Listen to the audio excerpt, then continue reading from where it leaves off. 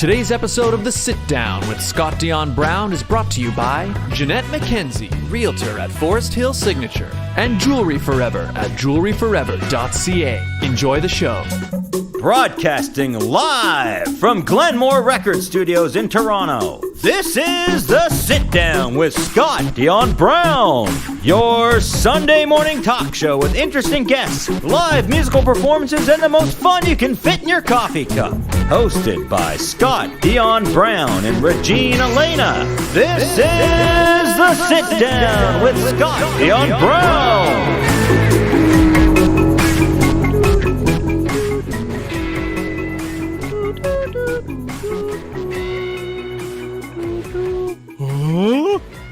Hi, everybody. Welcome to episode 182 of The Sit Down with Scott Dion Brown. And as you might have noticed, we're not live. We're not live. We're pre-taping this a little bit early because at this very moment, I am probably either on my way to or already at Bridlewood Mall because I'm about to play live. So maybe you're there, but I'm glad you're here first, tuning in for The Sit Down with Scott Dion Brown. I am your host, Scott Dion Brown, and I'm joined by the greatest co-host in all the galaxy, the one, the only, Regine Alaina. Happy Sunday, everyone. It's good to be back, Scott. Yes, welcome back, Regine. Thank you. We had a pretty good show last week. But, it was just a little bit Could have been better. Just kidding. I agree. Could have been better, Regine. Could have been better. But how was your week? My week was good. I was not working last weekend, as you said I was to all of our viewers. I was actually. No, I said I couldn't remember where you were. She's been busy with work. I'm like, I am not working. I was taking a break from work and reality, and I had my bachelorette last weekend. Oh. Yes, we went to Blue Mountain, hence why we're both wearing blue. Just kidding. And then earlier this week on Wednesday was the last episode of the pageant sit down for the next couple of months. Liz and I have decided to take this summer off, so this is going to be my once a week podcast now.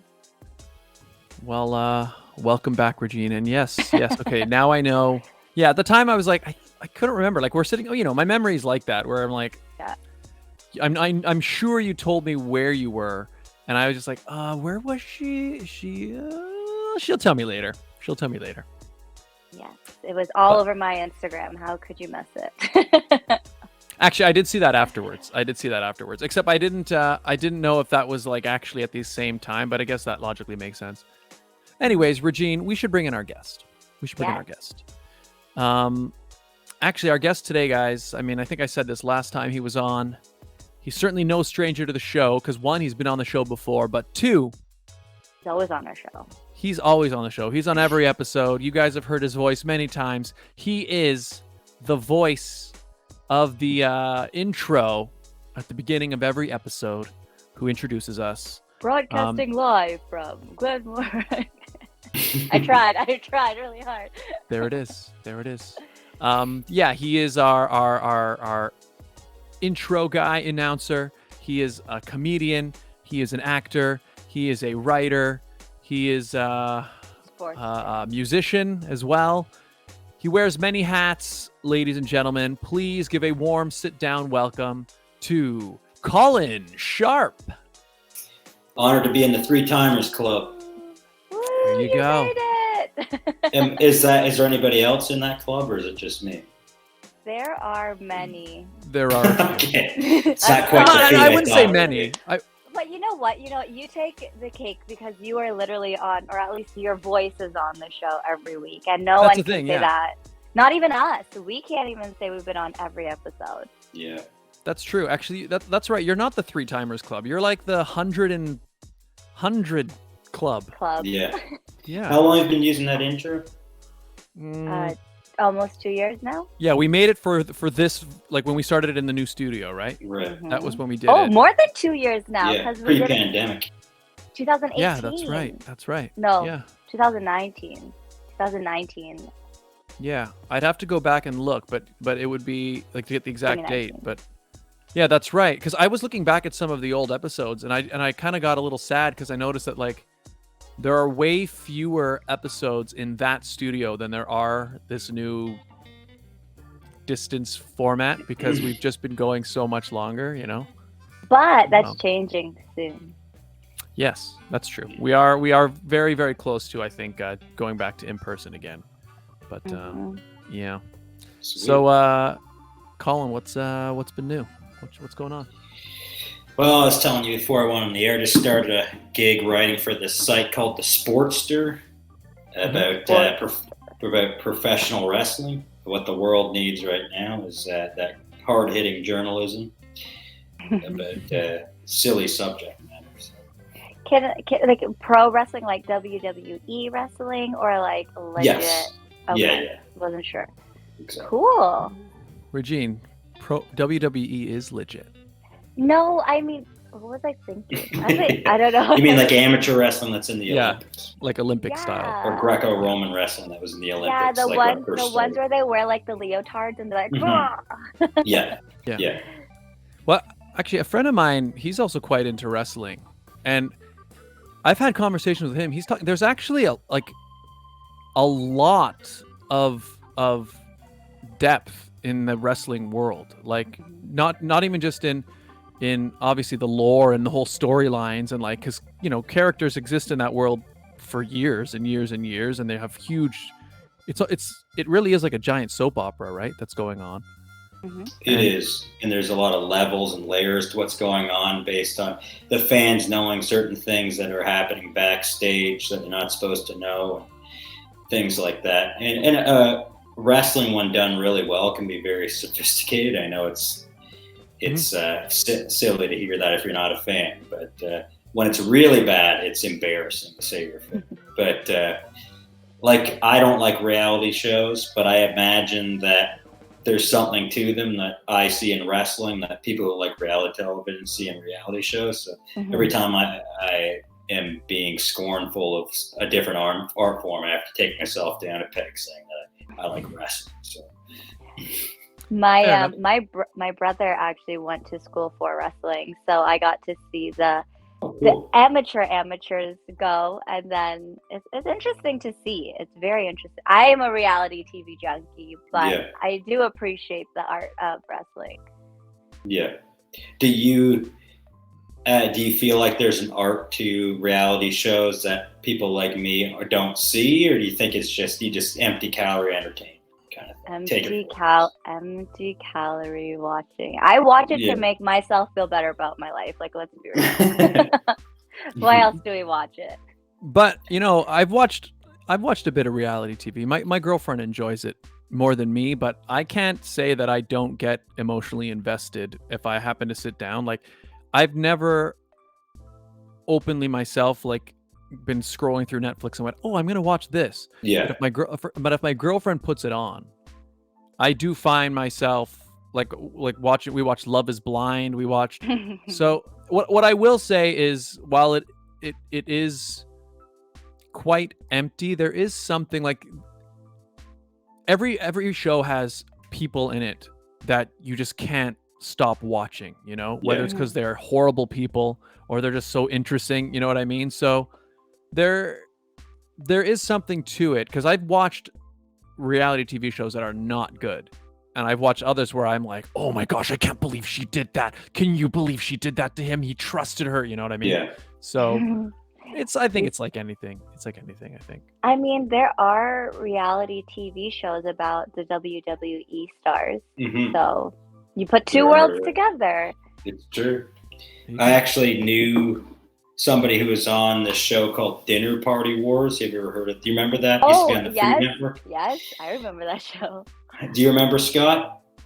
Oh wait, is Dinner Party Wars where each person hosts a party and then everyone else comes to their house and then the next group okay, yes, so I have. So there's usually three couples, and then they vote on each other. I don't know if the judges decide, and they make comments in between. So this woman I know was on with her friend, and they refused to say anything negative about the other contestants. and they kept on having the producers in between shots and stuff come to their trailer and be like, this is a reality show. We need conflict. You need to say it. And they flat out refused the whole time to say anything bad. Then they watch the show and all the other contestants are just bad now than them. You know what? Kudos to them, because I think they kept more of the they get to say now afterwards, like, people after the show is done, just remember them as nice people.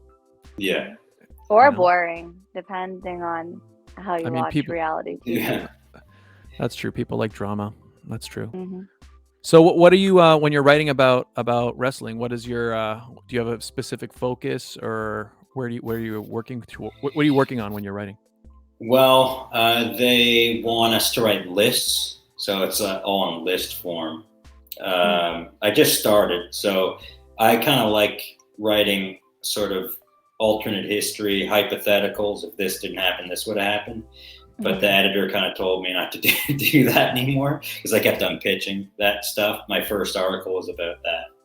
But now I'm just trying to, the latest article I'm writing is kind of just like finding some fun, the humor and absurdity in wrestling. Like the one I'm working on now is about the 10 characters from WWE that didn't make any sense.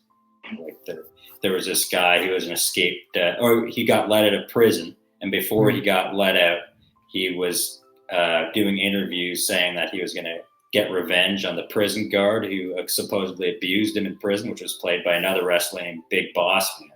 And you'd think that the justice system would see this and say, this guy is not fit to be let out of jail. He's going to go attack this police officer. That kind of thing, pointing at sort of the logicals.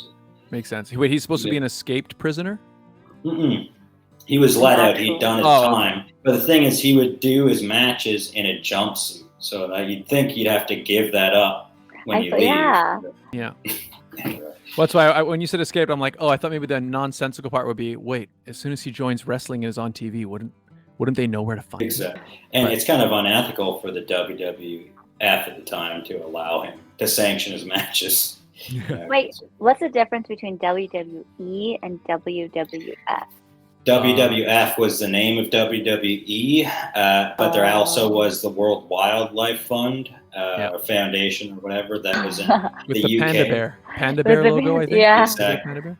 So WWF, World Wildlife Foundation, asked the World Wrestling Federation to stop using that name in Europe because they were based out of England, I think, and they just did it anyway, and then there was a lawsuit, so they had to change it. So what does the E stand for? Entertainment. Yeah. Oh, I was like experience. No, that makes more sense. World Wrestling Entertainment. Well, you know what is? Oh, sorry. Go ahead. I was just going to say a quick thing to anybody who actually, anybody happens to be listening and likes wrestling, you should watch AEW instead of WWE. It's way better. I'll just say that quick. Oh, nice. I was gonna say. Yeah, Regine. No, you can go.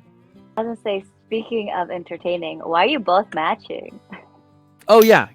Oh yeah, I was gonna go to that, but before we do, just say one more time where people can, if they want to read your articles. It's thesportster.com. Cool.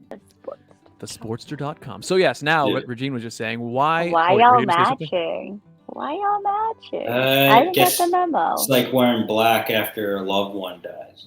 We're in mourning right now.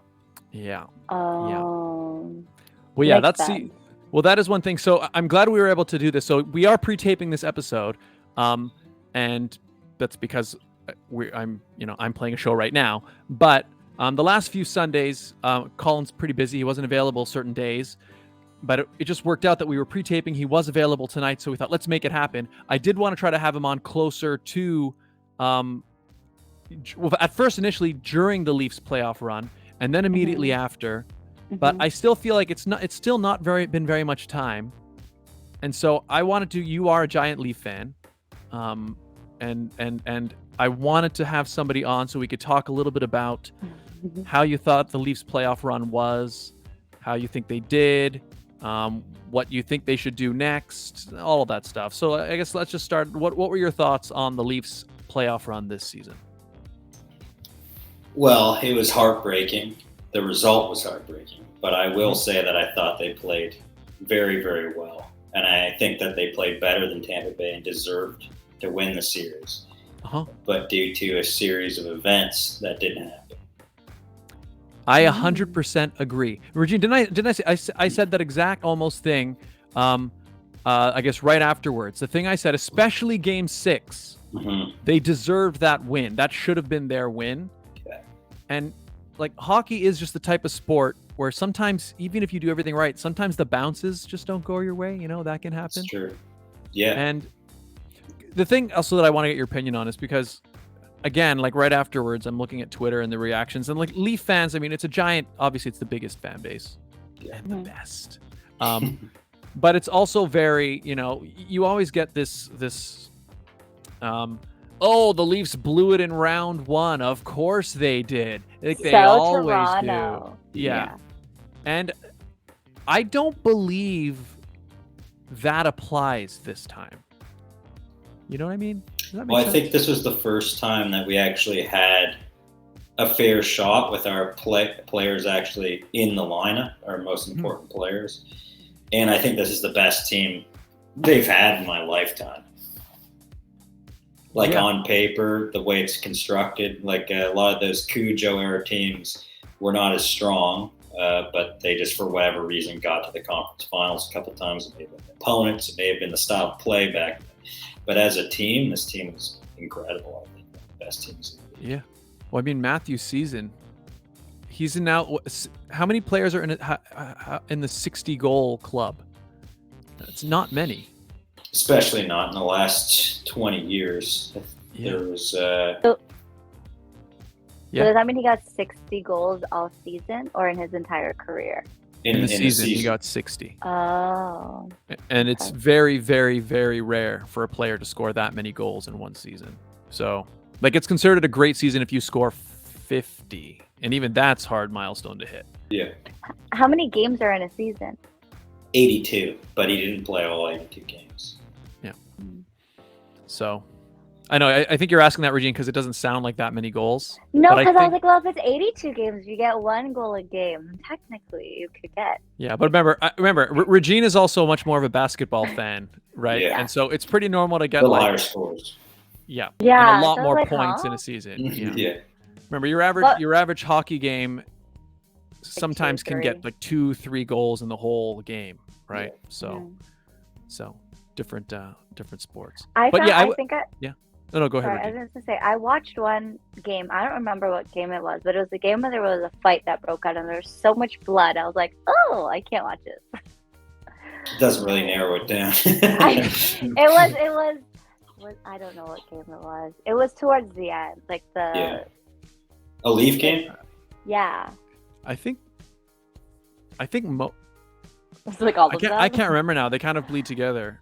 I don't remember if. Yeah. I think they pretty much all had some kind of scuffle at some point. Particularly as you get to the end of the game, the emotions tend to rise up. There's usually, if not a full-out fight, there's usually a couple moments where a couple fists get thrown. But is that just normal? Is that like on paper you need to have X amount of fights? Well, typically it'll happen. So fights will usually happen in a couple reasons. In the playoff situation, it's just because emotions run high, right? So when you get to the end of the game, and also the playoffs, because you're playing like the same team for an entire series, there's a lot of time for things to fester, right? So like somebody could take a cheap shot in one game, and then a player kind of remembers that, and that type of thing kind of snowballs. Another time you might start a fight is if your team is not playing well, and you feel like they need something to give them a boost, and so one of your character guys might go out there and start a fight with somebody to kind of get your team riled up. Yeah, it can be very tactical too. So early on in the series to sort of set the tone and for intimidation. Yeah. Interesting. Tampa's was a bigger team than Toronto, so they were really trying to do that to us in the first game, but then it kind of backfired because one of our guys got thrown out of the game, but we killed the penalty and then ended up winning the game by 5-1 or something. I can't believe how wow. dangerous the Leafs were on the penalty kill. Yeah.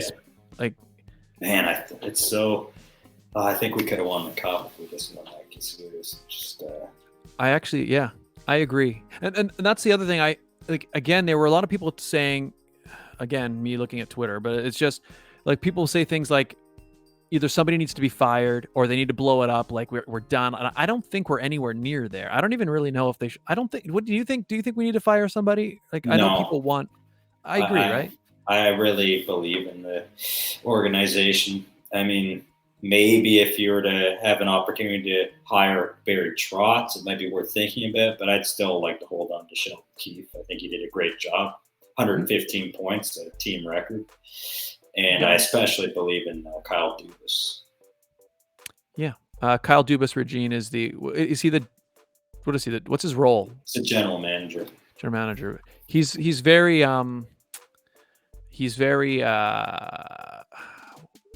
tactical. He's very he was known for his numbers oriented type thing, kind of like the Moneyball guy for baseball, he's like that kind of. He's really anyway, I think he's really cool too. But his team really seems to like him though. He seems to have compassion and tries to do the right thing. Will trade a player when it would be more advantageous to keep him because he promised him that he would give him a chance to play, say he's not getting enough minutes or something. So just seems like a good man.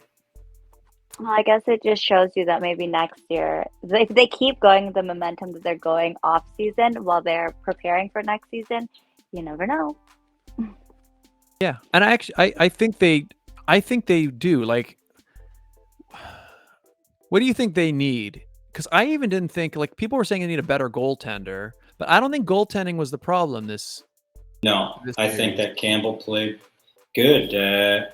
Vasilevsky, the story going into Game 7 was that he had been playing good. I think he had a sub-900 save percentage, which is below average. But he played really well in Game 7. That's why it was so important to not give them the lead. And when Tavares tied the game, that was such joy and then completely taken away because it was called back. Yep. I was worried when we lost Game 6 because I had a bad feeling after we lost in my gut that we were in trouble when we went to Game 7. Same. And because I really did feel like Game 6 was ours to win. We should have won that game, and not even I wish we won, but yeah, we were the better team. I think we were the better team. Yeah, like you said, most of the series. If you look at Game 6, I believe they were up 2-0. It could be wrong, but then it was either 2-0 or 2-1. We quickly made it 3-2 at the end of the second period, went into the third, feeling great. And there was this phantom high stick call that if you see a close-up on the replay, a high sticking as if it hits them in the face. It hit him hit David Camp. It was on, I can't remember which player in Tampa, it hit his shoulder. Can see why the referee might have missed that, but still shouldn't have been called. And then we're doing a great job killing the penalty, and then Alex Kerfoot has a penalty that just kind of runs up Victor Hedman's stick, accidentally hits Victor Hedman in the face, and that's 5-on-3. I think the ref shouldn't have called that. And by then it was just he had that idiot Corey Perry standing in front of the net, no room. He got in Campbell's way. I don't think the goal should have counted. And no, it's just, and then we'd come out. We're not scared at all in overtime. We're dominating. A couple non-calls on us, including one on Bunting, and then they score kind of a fluky goal. It's really, really frustrating. It was rough. Yeah, once you go down 5-on-3, Regine, if you have two players in the box, it's really hard not to get scored on, just because the other team has way more room to pass the puck around. Especially with their team, on the ice, they may have had 4 of the top 50 players in the league on the ice at the same time. Yeah, Whoa. Exactly. Another thing I don't like is, this is just a general, I don't like how easy they call penalties now. I don't like it. I think I might have said this to you before, but I can't remember now. But I don't like now how hooking is not hooking anymore. Like, to get a hooking penalty called against you, it used to be that you had to take your stick and use it like a hook and hook somebody, right? Now, if your stick just touches somebody on the pants, like just a little, that's hooking. Yeah. And so many penalties get called that way. And I will say, I don't think they were too inconsistent. Like, I didn't think that through the whole series, I don't think that the penalties were being necessarily like called more against one team than the other. I don't know if you have a different opinion on that, but I didn't notice that as much. But I just noticed that there were a lot of times where I'm like, that's not a penalty. Like, that's not what hooking is. You know, that's not, what other ones that are bad? Tripping too is another one. So well, I tend to have a different opinion whether or not it happens to the Leafs or not. If the Leafs did it, then it's a crappy ticky-tack call. But if it happens to us, great call. But I generally like that they call penalties just because of the fact that in the dead puck era, say 1995 to pre-lockout, they weren't calling anything. That's part of the reason why Mario Lemieux briefly retired in 1997 was because they weren't calling anything. The game turned into clutching, grabbing, and the skilled players' advantage was just being taken away because they called penalties. And then when we came out of the lockout, they were calling everything. And it was just like teams are constantly on the power play. And that was a weird season where Carolina beat Edmonton in the finals. Anyway, but then they kind of lulled back into not calling anything in the playoffs. I just want them to have a consistent thing in the regular season, the playoffs. I don't want it to change. I thought in past years, the Leafs were at a disadvantage because we were built with skill and we were playing teams like Boston that were bullying us and the rest weren't calling anything. Yeah, they let them get away with more in the playoffs. Yeah. However, in this year, I felt that they made a concerted effort to call more, and I think it kind of bit us in the ass because I think ass is okay.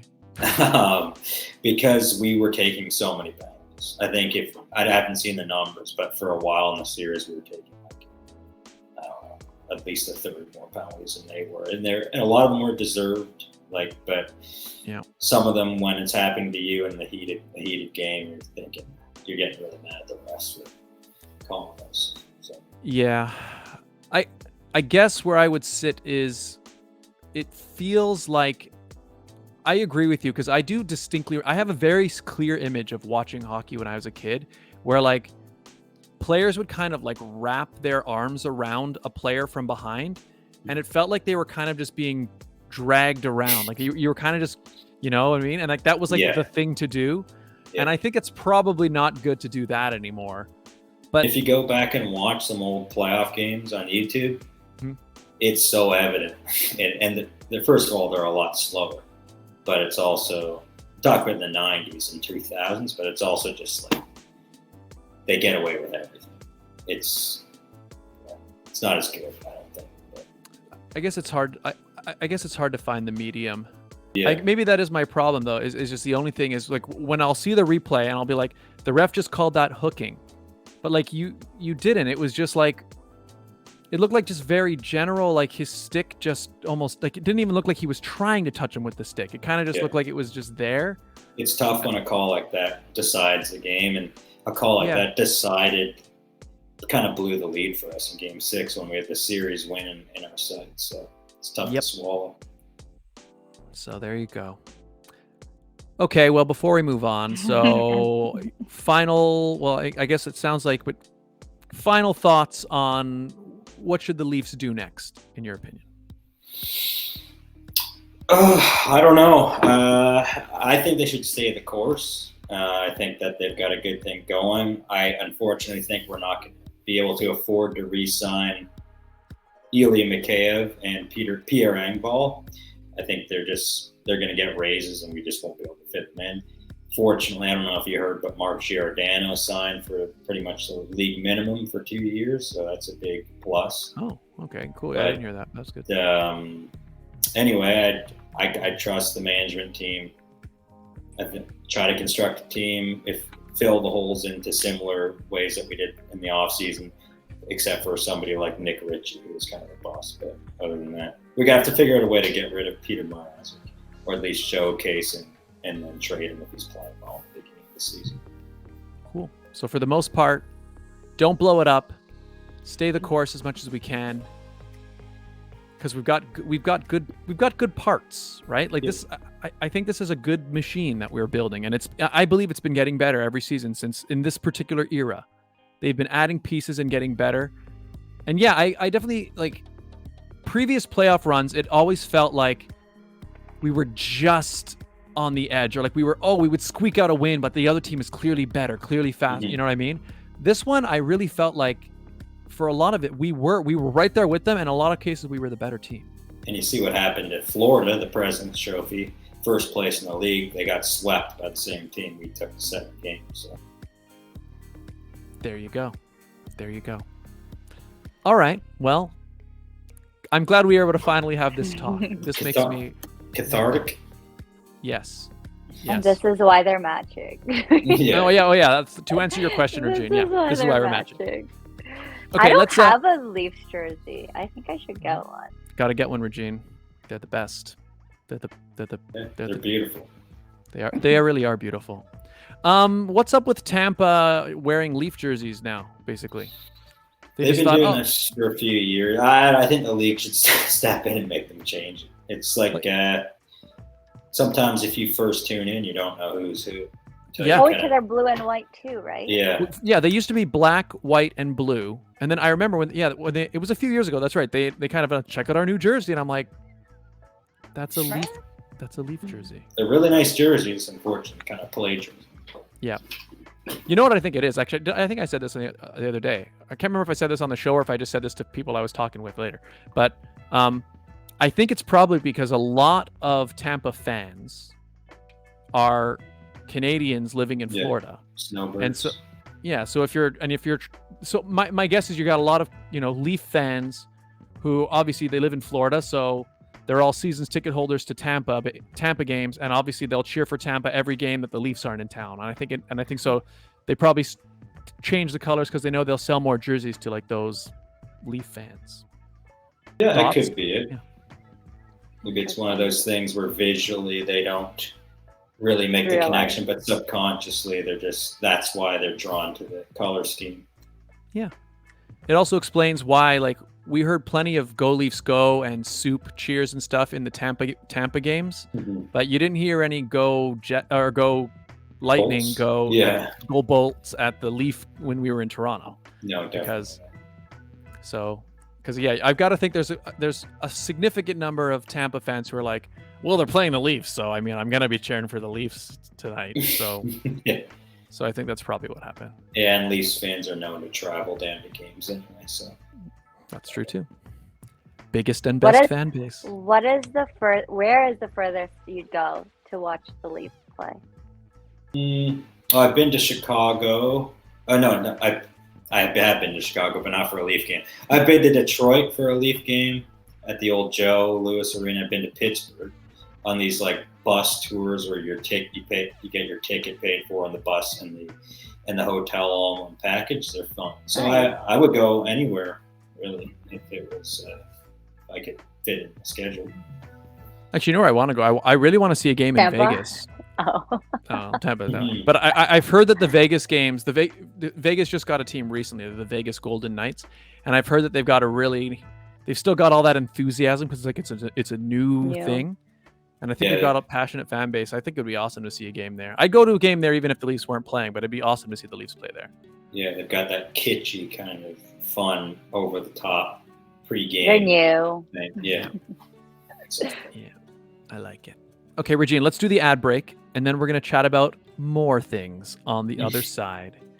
Ladies and gentlemen, today's episode of The Sit Down was brought to you by the following fantastic advertisers. The Toronto real estate market is growing and changing every day. In these challenging times, you need someone in your corner. Jeanette McKenzie, Realtor at Forest Hill Signature, is committed to looking out for you. She'll go the extra mile to ensure you have all the information you need to make a decision you can feel confident about. Purchasing a home is one of the biggest financial investments you'll make in life. Don't leave it to chance. Call Jeanette McKenzie at Forest Hill Signature. She's my realtor, and she could be yours. Call today at 416-523-0408 or email at jmckenziehomes@gmail.com. Jewelry forever.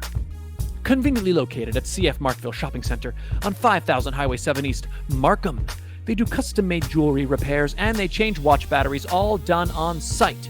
Jerry at Jewelry Forever is an absolute artist. If you have a vision for something custom you'd like made, he's the man to make it, and they also have a beautiful selection of already made goods for you to find for the special someone on your list, and we have a great deal worked out with them, don't we, Regine? We do. Father's Day is just around the corner, so if you go in and let them know that Scott and Regine sent you, you'll get 15% off your entire purchase. That's right, Father's Day. Regine, you always remember when things are coming up. I never have any idea when anything is. So You're welcome. perfect. Father's Day, people, get over to Jewelry Forever. Get something fantastic. And get a great deal. 15% off, 15% off. Mention the show. Tell them Scott and Regine sent you. Find out more at jewelryforever.ca. Also, find them on TikTok for really cool jewelry repairs, videos, and all sorts of cool things about it. Find them, jewelryforever.ca. And if you would like to advertise on the show, it's very easy, right, Regine? It's simple. All you guys have to do is email us at radioshowad, that's radioshowad@gmail.com. That's right. We do this show live almost every single week. Not today, but still, we are doing the ads live as we're recording this, which means you can personalize those ads week to week. Do you have an event, a sale, something happening at a particular time in a particular place? You let us know. We let your potential client base know in real time. And it's a great way to build a brand new relationship with a brand new audience. Get in touch. Radio Show AD, radioshowad@gmail.com. And we're back. We're back with Colin Sharpe. You know what?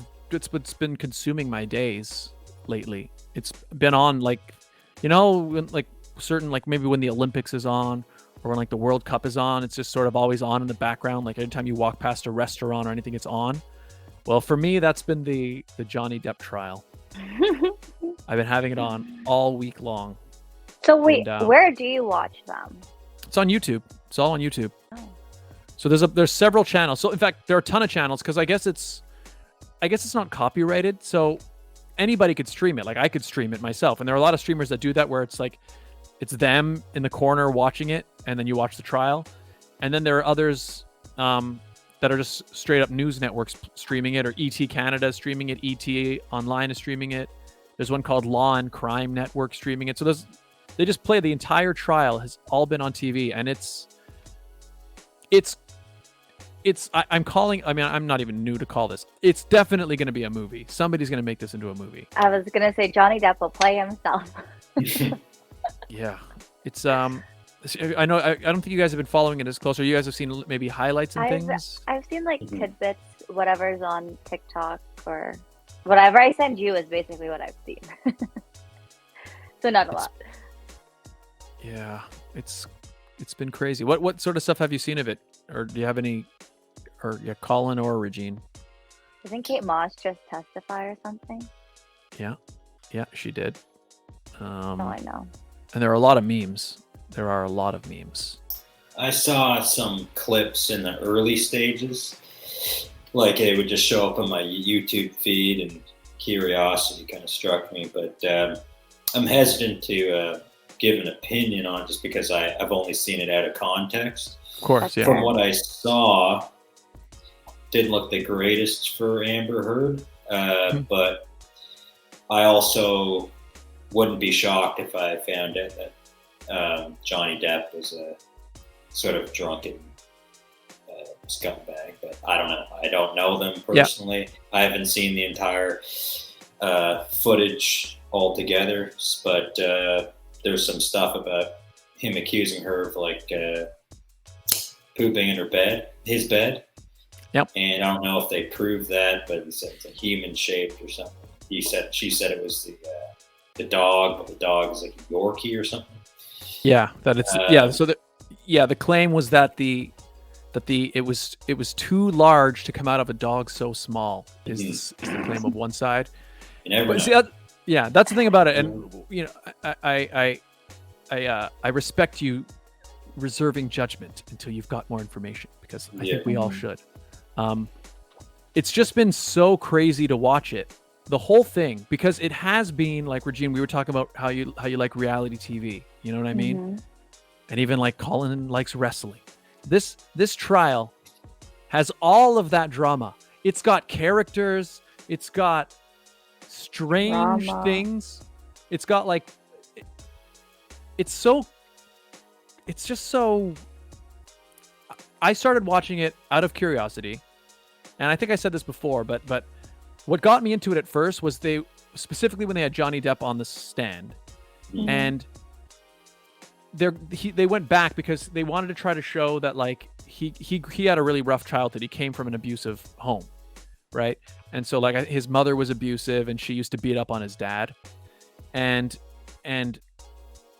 but then so they started at his childhood. But then I kind of started watching around the time I happened to go in when he was talking about how he got into the business, and like I enjoy podcasts with like actors and artists and stuff, kind of what we do on the sit down, where you hear about them talking about working in the industry and stuff. Yeah. And so I was just hooked, being like, wow, I'm like learning about Johnny Depp's, how he got into film and how he actually wanted to play guitar first. He was a musician, so that's kind of what got me into it. And you almost forget that you're watching like a really serious trial, But then the more stuff I watch, there's just so much. Like I can't even.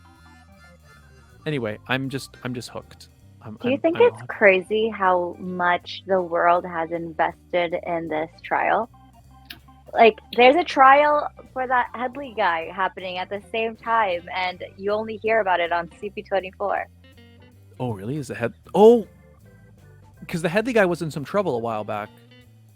So that trial's happening now. He was accused of having sex with underage girls or something like that. Yeah, without consent or something. Yeah. But it's just crazy to think. Oh, sorry. Go ahead. I think part of that could be that Headley's Canadian, and so it's just sort of local media covering it. And Johnny Depp is a massive, one of the biggest actors of the last 30 years. But it is odd that they give this much attention. I mean, they did it with the OJ trial, but that was a double murder as opposed to just a sort of a relationship dispute. I guess that's just. Yeah. I was gonna say there's also still a war happening in the world, and I forgot about it. I know what's happening with Johnny Depp, but I forgot Ukraine was going. Yeah. Like we had a pandemic, and then there was a war, and everyone was talking about World War III, and then Chris Rock got slapped, and it was like, whoa, never mind the war, and now this, and now this, and now it's Johnny Depp. Yeah. No, says something about. What's next, guys? What's next? Well, with the Will Smith thing, I kept on seeing these articles that would say Will Smith opens up on Letterman's Netflix show. So I went into the Netflix show. I watched the interview. I skipped through a couple things that were about when he was just kind of going on about his past. All I wanted to do was hear about him talk about the Oscar slap, and it turned out this was recorded before the Oscar slap. So it was total clickbait. Yeah, but there were some things that seemed kind of prophetic. He was talking about how he when he met Nelson Mandela or something, and he had some epiphany that like you aren't everybody's capable of bad things. So everybody could kill someone, hit someone. It was just interesting in context now. I just think it's wild how our world is so consumed with, like, all these things are happening. Yeah, like all these things are happening in the world, like Buffalo shooting, the Texas shooting, but we're here talking about Johnny Depp. Why? Celebrity. Yeah, like we're talking about there's a war happening, but then we start talking about Chris Rock and Will Smith. Like, did we just forget? Like, where is our heads at?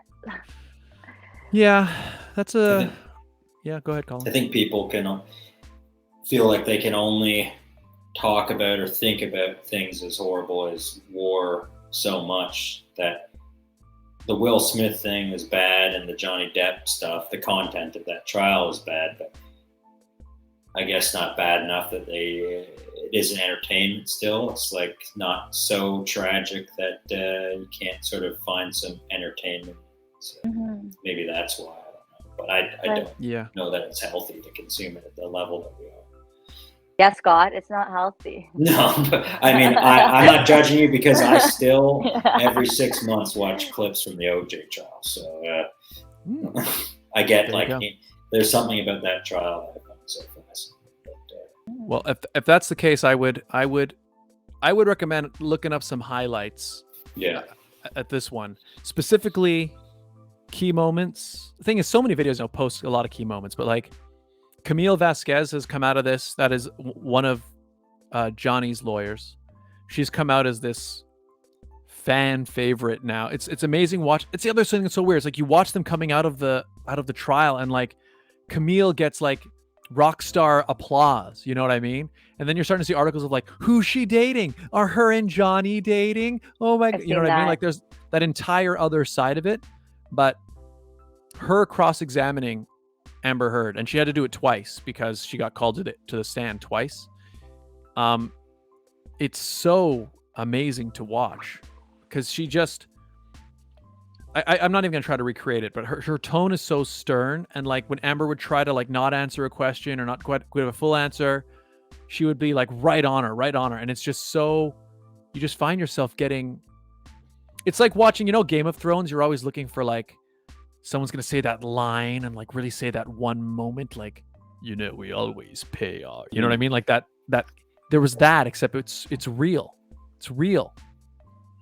Imagine if this was all scripted and it was like, well, Sorry, imagine if this was entirely scripted and they were actually just filming a film that we'd all be watching in the next couple of years to come.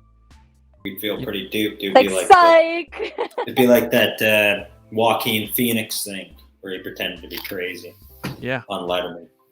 Honestly, I would be impressed.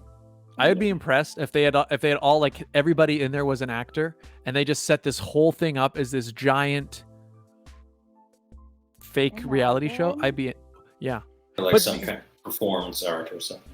Yeah. Or it's like they're those promos leading up to some sort of giant film Johnny Depp is in. Yeah. We cut the comeback because his career's kind of fallen off in the last few years. Yeah. Or it could be like promo for, what's that movie called? The one with Jason Momoa. Aquaman 2. Yeah. Yeah. Well, that's the thing. Now they're saying, so that was the big thing now. So because he's suing her for defamation, and she's countersuing him for also defamation. Like they're basically. Is this all part of the same trial, or is that a separate trial? Yeah, they're all going at it's all at the same time. There's like a countersuit inside this suit. Yeah. And again, it's both because Amber is claiming that she almost was completely taken out of Aquaman 2. Aquaman. I think either's fine. Aquaman. She'll be on this for a while. 2. Yeah. Aqua. But then, so apparently they were saying that they were claiming that she almost got taken out of it, and then they said that they managed to convince them to put her back in. But now it's looking like they've greatly reduced her role, and she might only be in like a few minutes of the movie. But then it's interesting because they actually brought on the president of DC Films at Warner Brothers, who claimed that this bad publicity had nothing to do with why she was being brought out. It was because there were complaints about that her and Jason Momoa didn't have chemistry. But then obviously Amber's lawyers are like, well, no, that's not true. He's just lying because they don't want to say it was because of the bad. So there's so many layers to like why everybody's doing everything. It's like I said, it's going to be a film. It's going to be a film, I think. So Scott, what are you going to watch when this is over? Because I guarantee you by the time our episode airs on Sunday, we're old news. I mean, I guess the only thing now you have to wait for, what am I going to watch? I don't know. Anything like this? No, I guess I'll just go back to regular shows. Regular programming. Yeah, but I don't know how it's going to end. I'm really so curious. But I will say, I think I said this last week. Regardless of how the trial ends, I think Johnny has won in the court of public opinion, because before the trial started, the media and most people, I think, were fully convinced that he was the bad guy, and that's why he lost all these roles. But I think this trial, because of the things that have popped out of it, the pooping in the bed and a variety of other things that really seem to suggest that Amber was actually abusing him physically a lot of the time. There's like recordings of her admitting that she hit him and stuff. So I think regardless of how the trial ends, I think in a lot of people's minds, I don't think Johnny Depp, I don't think his career's done after this. That's my opinion. We'll see if I'm wrong, but I don't think I am. That's my prediction. When I saw him on the stand early on, he kind of seems annoyed when he's being cross-examined. Oh, yeah. But he's keeping it together. But it reminded me of Axl Rose in like 93 or something. I think their old drummer, Steven Adler, was suing Guns N' Roses for wrongful dismissal or something. And he was wearing and even their suits were sort of similar, because Johnny kind of dresses like an aged rock star or something. Kind of sort of slightly loud suits, and he's wearing this pastel teal suit. And Axl, the whole time, they both have very deep voices, and they both sort of talk very slowly and deliberately, answering questions, and try not to show much emotion on their face. But simmering underneath, you can tell there's someone who gets snappy. Yeah. The cross-examination is rough. Watching how it goes. I mean, I almost wish I could experience what that feels like, just because it feels like it would be a real test, you know? Okay, let's do it. Ready? It'd be terrible. Colin, you ask him questions, and I'll ask him the same question. Let's go. Okay. Why are you such a jerk? Ooh. I don't think that's a. Yeah. I would follow. And how come there's a tweet from 2013 that says I am a jerk? Can you explain that? I didn't tweet that. But that's actually how it would go. That's actually how it was. It was like someone would claim, no, I didn't, and then they'd be like, oh, really? Please bring up exhibit blah blah blah blah. Is this not you? And then they read it. Yeah, it was exactly like that. Yeah, it's a gotcha moment set up. Yeah. So that's what F. Lee Bailey did to Mark Furman in the OJ trials, where he made sure to very clearly get him to say that he never said the N-word, and then they had an ace up their sleeve, an old recording of him saying the N-word a lot of times. So. Wow. Imagine if that happened now. Sorry. But if it would be so unbelievably huge. But it's also one of those things where it's like, with the technology that we have now, like we could be recording each other's conversations and no one would know. We are recording this right now. Huh? I thought this was just a pre-interview. This is the recording? I thought we were just hanging out here. What? I thought I would. No, but okay. Well, that's the thing. Yeah, you're right, Regine, because it's so much easier to record everybody. But that's what's so crazy about the Johnny Depp trial, because the two of them were recording each other. Like that's why there's so much. And they there's didn't trust each other. Yeah, there was kind a stretch where yeah, exactly. Yeah, that's the thing. It was definitely not a good relationship. Like that's for sure, right? And then like the evidence, you got to weigh and look at both sides and everything.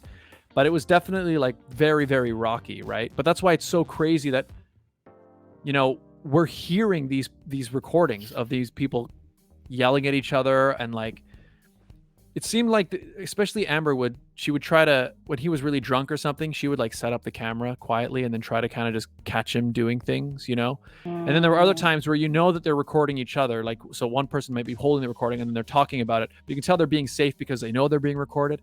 There's a lot there. There's one that I saw where they were getting in some argument. She set it up, and he was like slamming the cupboards and stuff, and then he like got a bottle of whiskey or something, started opening it, and it was just like, people actually do that, and I thought that's just like in movies and TV shows where they're having a shouting match and you grab it. It just, I don't know. It feels, I don't. Maybe Mr. and Mrs. Smith. Exactly. But then he saw that it was recorded. With none too pleased. I don't know if I could live with someone who recorded me all the time. Oh, I wouldn't. Yeah, I feel like it's a huge breach of trust, is what it is. But I mean, for sure. Scott's recording us right now, so No, Yeah. no. Another thing I remember from the few things I saw was his friend. He was like an artist that he offered to live in a guest house or something, and he'd pay him to paint. He was just such a character. Yeah, there were a lot of interesting people. That's the other thing that's so weird is that I guess that's how they say, how like real life is more Stranger than fiction. Truth is yeah, stranger. there it is. Yeah, stranger than fiction, exactly. And it is because like when I see these people, the way they speak, I'm like it's some of them. You're like, if I saw this character on TV, I would think they weren't real. I'd be like, oh, nobody's like that. But some people are like that. Yeah. Some people are actually like that. Well, we're just about out of time because I know we wanted to wrap up right around now. So before we do though, Colin, where can people find you if they want to follow your whatever you're up to, writing and all that stuff? Like I said, they can check me out at thesportster.com and also follow me on Twitter at Sharpe Thoughts, SHARPE Thoughts. Sweet. I've also got your Instagram as well. I don't know if you're posting there that often anymore, but your Instagram is there too. I don't know if you want them to follow you Sure, there. what the hell? I'm not posting there much, but it's at Colin Sharpe 2000. Cool. Yeah, I say that because I have it when I show your camera just you. It's got your Instagram right there, so I thought I'd point it out. But Check. Links in description, everybody. The links for Sportster are there, and Twitter, and IG. and Instagram's not there. I deleted it. No, it's cool. Yeah, it's there. Okay, just kidding. It's back there now. It's back there now. Yeah. All right, Regine, where can people find you? You guys can find me on TikTok, Instagram, and Facebook at It's Regine Alaina. You can also subscribe to my YouTube channel. Link is in the description. Again, the pageant sit down has taken a break for the summer, but make sure you follow us on social media because we will be back. You can also follow my journey to the Galaxy International Crown because it's literally just around the corner. Mrs. Galaxy Southern Canada 2022 on Instagram and Facebook. Scott, well, where can people find you? You can find me right here where you're watching this very video. YouTube.com/Scott Dion Brown. It's the best place to find all the videos. You can watch the sit down here. You can hear the music. Oh yeah, I just released a new single, guys. Check it out. Brand new song, Everyday Acoustic. In fact, I'm about to perform it live on stage for the first time. Are you actually on Sunday? On Sunday, which is today, which is right after this show. Yes, that's right. I'm going to perform it live for the first time. So like that video. You can also add it to your Spotify, Apple Music playlist, all that stuff. Everyday Acoustic available now. You can follow me on Twitter and Instagram as well at Scott Dion Brown. But YouTube is the best place. YouTube.com/Scott Dion Brown. Colin, any final thoughts before we say goodbye? 2023 Stanley Cup champs. That's right, baby. Get that parade route ready. Yeah. We're coming There we for go. you. That's right. Go Leafs, go. Woo. Go Leafs, go. All right, people. We'll see you all next time. Colin, thanks again for being here. Really appreciate it. Glad we could chat. My pleasure. We'll hear Bye, you again everybody. next week. Yeah, Bye. Exactly. Bye.